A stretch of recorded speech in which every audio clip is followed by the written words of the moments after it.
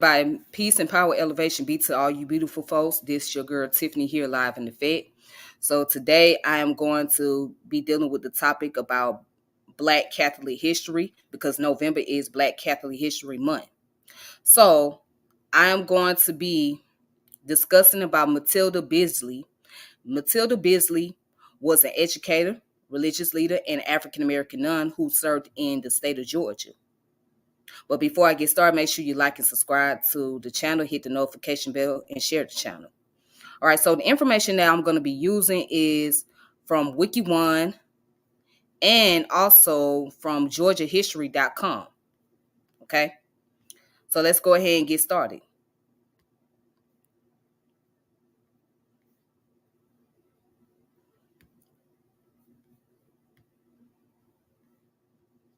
All right, so right here, and I want to put this screen up so you guys can see it. So I am on GeorgiaHistory.com. From slavery to Savannah, and this is a picture of Mathilda Beasley. So it is generally believed that Mathilda Taylor birthday was November the 14th of 1832, although some sources list 1834 as the year of her birth. She was born in New Orleans. Her mother, Caroline, was a slave owned by James C. Taylor. Some historians believe that her birth father may have been Native American. And they also say that an important feature of Southern life at this time was that Black slaves furnished most of the labor supply, both in cities and on plantation.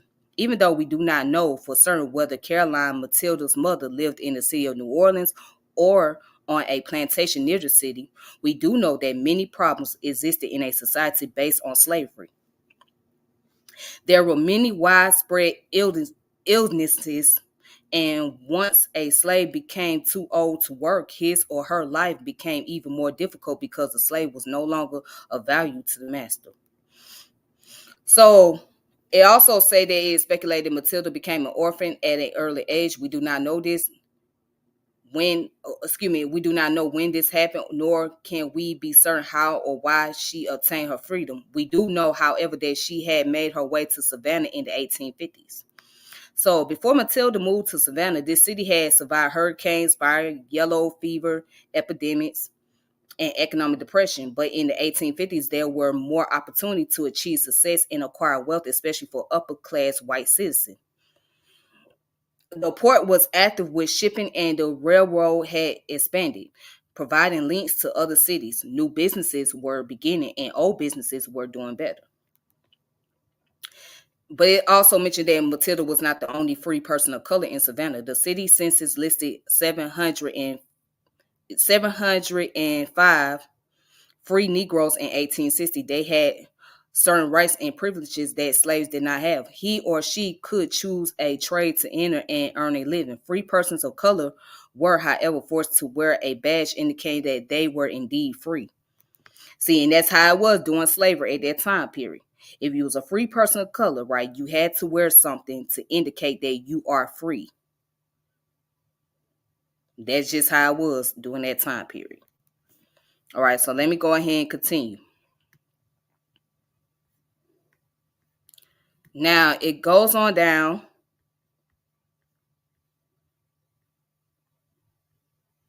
It goes on down to say that free person of colors who were males often worked as porters, wagoners, and house servants. Many poor white males resented the presence of these African American workers because of the competition for jobs they represented. Free women did much of the same work as poor white women. They most often worked as seamstresses, domestic washerwomen, and cooks. All right, so the 1860 census showed Mathilda Taylor worked as a seamstress. The census listed her as 21 years old. The term seamstress was later changed to seamstress dressmaker. There was not yet a large garment industry in Savannah, but Savannah citizens wanted fine, fashionable clothing. Therefore, many free Black females were drawn to this work. All right. Her work as a seamstress was the way that Mathilda earned her living, but she worked in many other ways in her spare time. All right, so that's the beginning of her life. Okay, so now let's go to the part where it talk about the invisible history.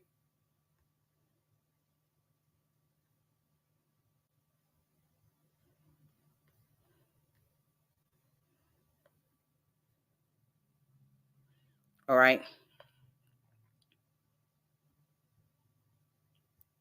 So it says the task of compiling a history can be a daunting one. A good historian is one who is careful to examine all available resources, both primary sources and secondary sources. It is easy to become discouraged, though, when little material evidence remains with which a historian can properly document the life of an individual from the past.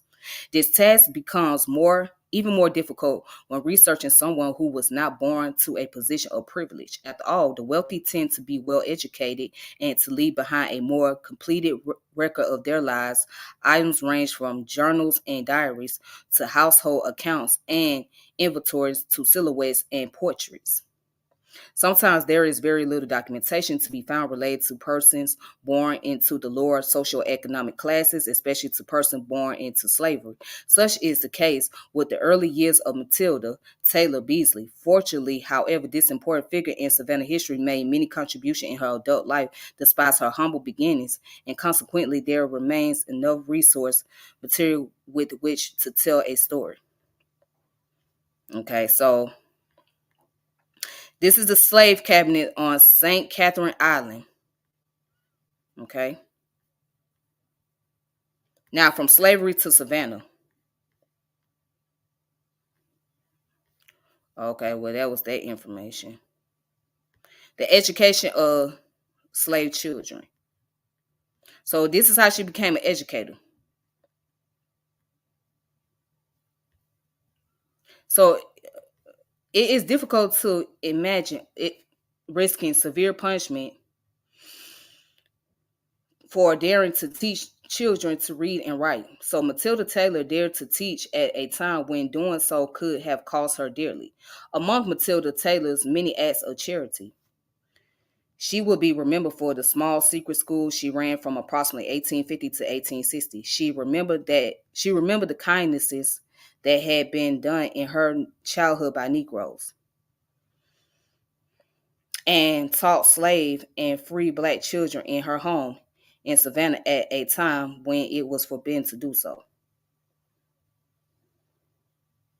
There are no school records left to document the details of her little school.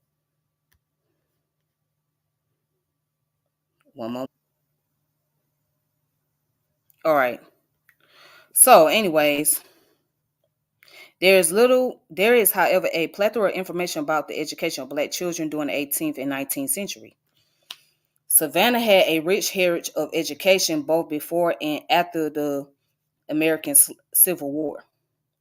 So federal authorities came to Savannah after Sherman took the city remark about the hunger blacks seemed to have for learning. The local press at the time wrote that it was as refreshing as wonderful to see with what earnest and eager avidity these liberated people seek for information. All manifest a great desire to learn. Indeed, this hunger for education was manifested long before this time. So in 1751, Christ Church, the mother of Church of Georgia in Savannah, opened a school for slave children.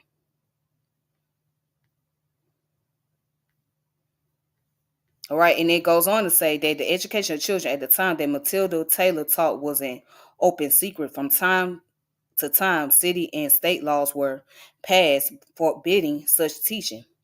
In 1817, the city of Savannah passed an ordinance forbidding the education of black children by black and white teachers. In 1829, a similar state law was passed but was discreetly ignored. And it goes on to say the punishment for teaching slaves, if the perpetrators were caught by the authority, was 500 for whites. For black teachers, slave or free men, the punishment was 100 fine and up to 32 lashes with a whip in the public square. All right, so then it goes on down to say records indicate that there were at least 6 or 7 illegal schools for slavery in operation in Savannah in 1860. Aside from Mathilda Taylor, some of the brave teachers were Julian Formanton, James Porter, Mary Woodhouse, James DeVoe, and James Sims. Okay.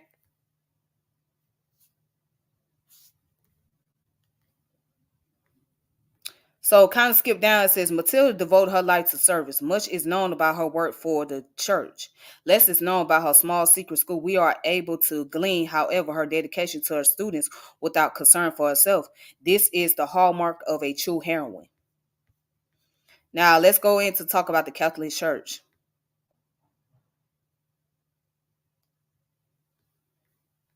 All right, so it goes on to say it is unclear how Mathilda first became acquainted with Catholicism.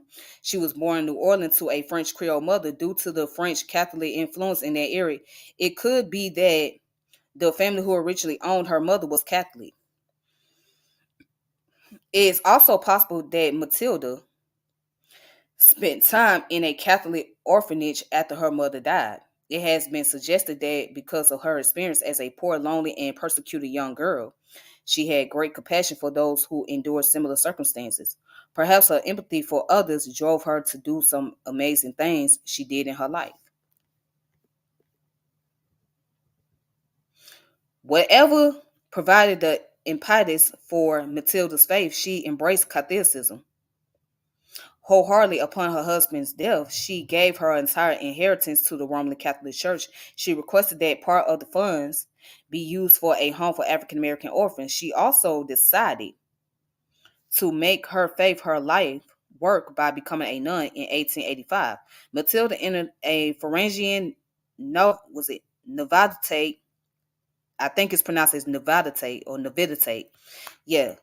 So she entered a Forensian Navitate in York, England. She returned to Savannah. She established an orphanage for African American children in the vicinity of 31st and 32nd Street and Habersham Street. The orphanage was named the St. Francis Home for Colored Orphans, and the first orphans arrived in the spring of 1887.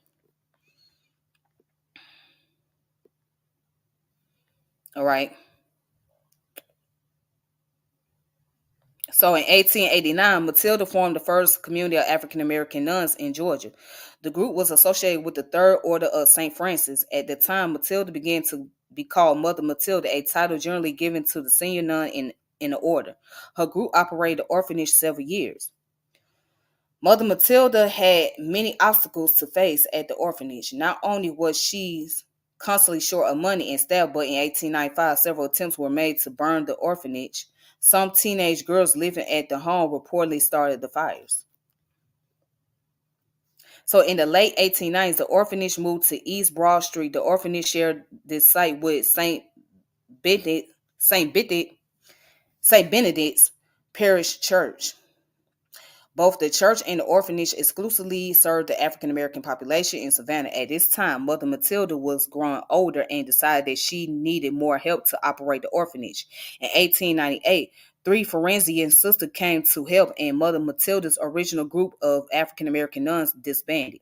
One sister died, another left Savannah to join an all-black community in the north. So shortly after the arrival of the Forensians, nuns, Mother Matilda moved out of the orphanage. Sacred Heart Church gave Mother Matilda a cottage at 1511 Price Street. She continued to work at the orphanage, however, and took in sewing. She gave the money she earned from her sewing to those in need. Mother Matilda died on December 20th, 1903. She was engaged in devotion in her private chapel at the time of her death. Located next to her were her burial clothes, her will, and instruction for her funeral. Protestants and Catholics, blacks and white, attended to her funeral mass. Savannah Morning News reported that there were no available seats in the entire church for the service. In accordance with her instruction, no words of eulogy were spoken at the service, but she was memorialized in the press. The newspaper called her the idol of the poor, especially among the Negroes. She was buried at Savannah's Catholic Cemetery on Wilton Street. So it says Mother Matilda's legacy of faith and charity continues to this day. Sacred Hart Church established the Mother Mathilda Beasley Society in her honor. This organization promotes charitable programs and raises awareness of African American contribution to the Roman Catholic Church. The city of Savannah dedicated a park in memory of Mother Mathilda in 1982. The park includes basketball courts, a baseball field, playgrounds. A historical marker on the site recounts her many accomplishments. Mother Mathilda's Beasley legacy provides a model of faith, courage, determination, and perseverance. All right, so this is her grave site right here.